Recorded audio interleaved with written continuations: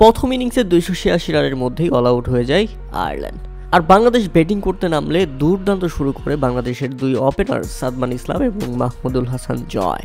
এই দুই ওপেনার মাথা নষ্ট ব্যাটিং করেন টেস্টে, যার রান রেট 4-এরও উপরে।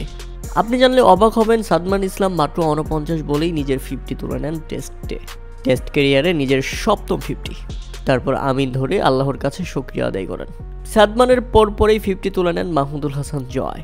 দুই ব্যাটসম্যান মিলে গড়ে ফেলেন 100 রানের পার্টনারশিপ। এই নিউজ করা পর্যন্ত বাংলাদেশ এই দুই ওপেনার মিলে 141 রানের পার্টনারশিপ গড়ে তুলেছে। তবে উইকেট না পেয়ে রীতিমতো যেন মাথা নষ্ট হয়ে গেছে আয়ারল্যান্ডের।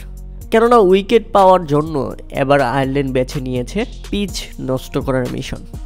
আয়ারল্যান্ডের বোলার ইয়াং বারবার বোলিং করে পিচের ডেঞ্জারাস জোনে গিয়ে হাঁটাহাঁটি কিংবা দৌড়াদৌড়ি করছিলেন, যেটা বারবার আম্পায়ার তাকে সতর্ক করে। এই ব্যাপারটি নিয়ে ব্যাপক অখুশি ছিল বাংলাদেশি ব্যাটসম্যান মাহমুদুল হাসান জয় পর্যন্ত। কেননা পিচ নষ্ট করে কি বোঝাতে চাচ্ছে আয়ারল্যান্ড।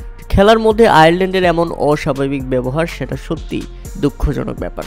টিভি রিপ্লাইতে পর্যন্ত দেখানো হচ্ছিল পিচের ডেঞ্জারাস জোনে গিয়ে বারবার তিনি দৌড়াদৌড়ি হাঁটাহাঁটি করছিলেন। পরবর্তীতে আম্পায়ার সেখানে গিয়ে নিজের পা দিয়ে পিচ ঠিক করেন এবং বারবার সতর্ক করা হচ্ছিল আয়ারল্যান্ডকে।